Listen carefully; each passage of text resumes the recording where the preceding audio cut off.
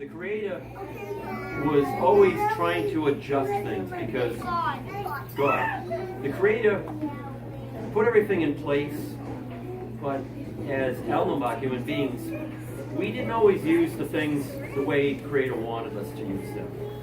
We kind of forgot what they wanted, what was supposed to be done with it. So he put out there a man named Gluskop. And he was like a big guy. And Gluskop worked for Creator directly to make things right. The Gluskop would go around, and when the moose originally was as big as an elephant. And Gluskop said the moose was too big, so Gluskop shaped the moose down. The squirrel was big too. The squirrel was as big as a moose, and the squirrel was eating people. So Gluskop came and made the squirrel smaller. Well, this story is about maple syrup because the Creator gave all of us, Abenaki, all of us human beings, special things, real special things, and one of them was maple syrup. In the old days, maple syrup, the trees, all you had to do was go over to a maple tree, you'd break the branch, and the maple syrup would come dripping right out. Pure sugar. How would you know what tree would be a maple tree? Well, you knew the difference between each one of them.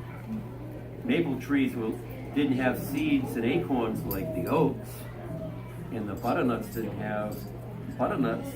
So we knew there was something special about maple trees. Just like the birch tree, you see all these baskets?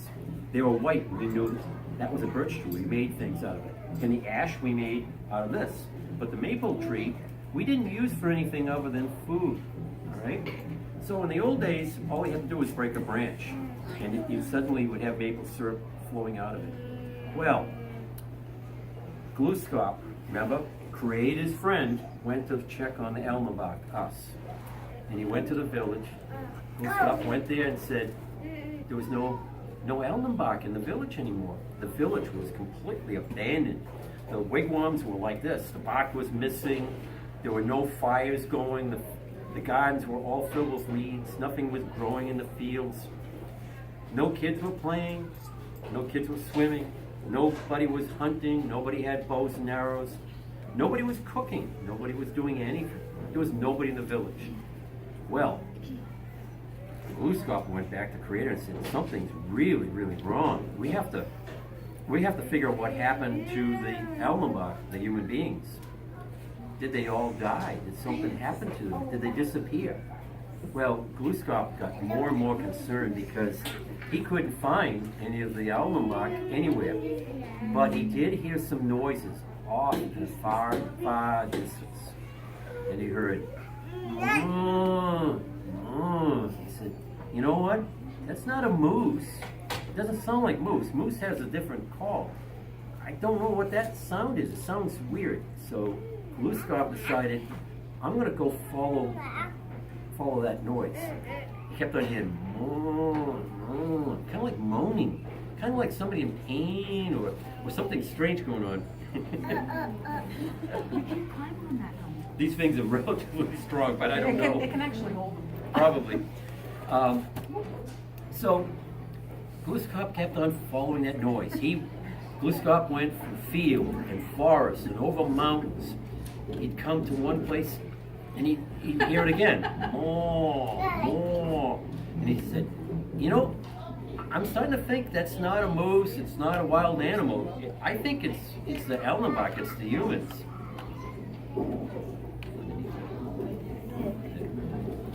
Just take this real quick. Okay. You're good, nurse. You good now?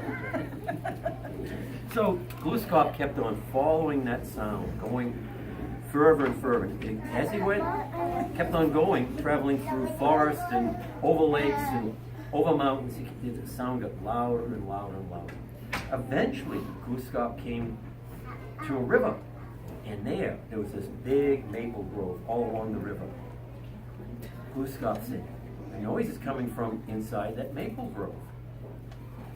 So what's he find? He comes to the clearing where the maples are growing, and all his indigenous friends, all the Abenaki, are laying on the ground.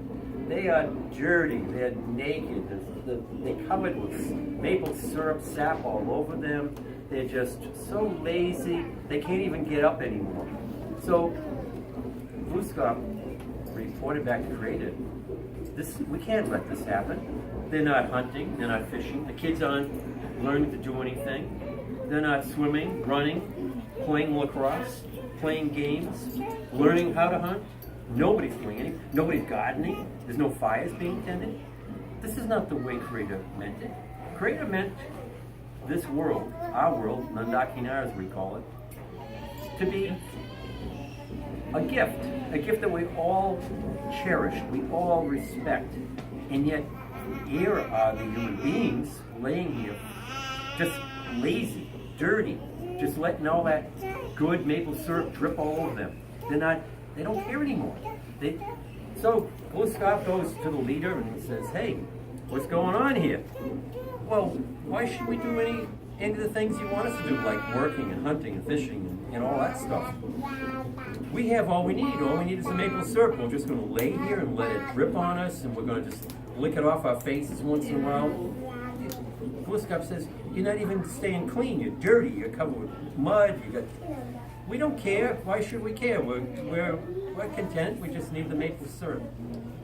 So Glooskap goes back to Creator and says, we've got to change this. We really have to change this. It's one more of those things Glooskap had to change because it didn't work out the way Creator made it. So Glooskap went, grab a basket. He went and made a birch bark basket. A big one. A real big basket.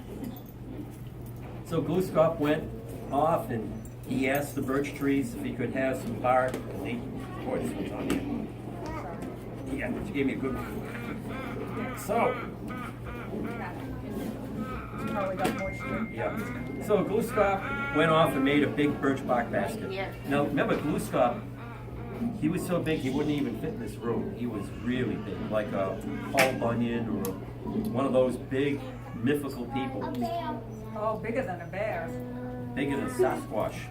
Yeah, he was big. He could step over mountains. But he was big. He made a big birch bark basket like this, or a bucket. Working with the Creator, they both decided, we're going to change the maple trees. We're going to take this bucket and we're going to fill it with the river's waters and we're going to pour it into the trees. Glooskap did that. Not once, not twice, not Amdala 10 times, but he did it. It's like Nas Mandala. He did it 40 plus times. Kept on pouring water into the maple trees. As he was doing this, all the Abenaki were noticing that suddenly the maple syrup got thinner and wetter and less sugary, and it kept on going and going and going. As each bucket was put in there, it got weaker and weaker, so it was like nothing but pure sap. Almost bitter, almost no sugar in it. As this was happening, all of the Abenaki, the human beings, started getting up saying, what have you done? You've ruined this great gift. Glooskap said, that's not ruining the great gift. You ruined the great gift because you didn't respect what the Creator had given you. The Creator gave you this as a great gift. It was sweet. It was like honey. It was one of those things that you have to really respect. Like candy. You just don't get candy every day, right? Maybe you do, but but it was a great gift. So as this started to get thinner and thinner and thinner, they all started getting up. They all started to wash up and clean up, and I said, what have you done, Glooskap? You've taken this great gift away from us. He said, listen, the Creator told me to do this for you because you don't have respect for that gift of the maple syrup. I put in almost 40 big buckets of water into each one of the trees. For you now, Creator says the maple syrup is only going to run for a very short time before you do moose hunting. When the first frost starts to break and you start to find the trees start to bud, there's going to be a time, only one moon, from one moon to another, when the sap is going to flow, and then it's going to settle back down when the freezing night comes. And you're going to collect. You're going to have to collect 40 of those same buckets. And you're going to have to heat rocks, and you're going to have to make more buckets, and you're going to have to gather the buckets and gather the sap, and you're going to have to put rocks in them. You're going to have to make fires. You're going to have to cut firewood. You're going to have to build fires. You're going to have to heat the rocks. You're going to have to work very hard to do this. We're only allowed, the Creator says, only allow them one time a year to do this. And that time, when the frosts are finally leaving and the trees start to have the sap, that's the only time. And only maple trees, I shouldn't say, only the maple trees will be the best. And that's what happened. So what was the moral of the story? There was a lesson here. Some things are given to you by Creator, and some things you have to work hard for. And if you don't respect those things, whether it's everything in life, whether you don't respect the air and water and the earth, you're going to have to work hard to protect that and repair that. If you don't, you're going to lose it. So in this case, it was all about maple syrup. This was a gift from Creator that was abused, and now we have to work very hard to get. And what happened? We just went through maple syrup month, I think it was pretty much last month, and this is all about our tradition, about maple syrup. Okay? And that's how the story goes, as they say. And now, what do we have to do? We have to boil, and you have sugar shacks all over the place, and you look at how much, how many of you have been to a sugar shack? Anybody? Raise your hand, Billy. Yeah. Now you know what it's like. You see that they're boiling, and it's hot. There's a lot of A lot of work. a lot of work.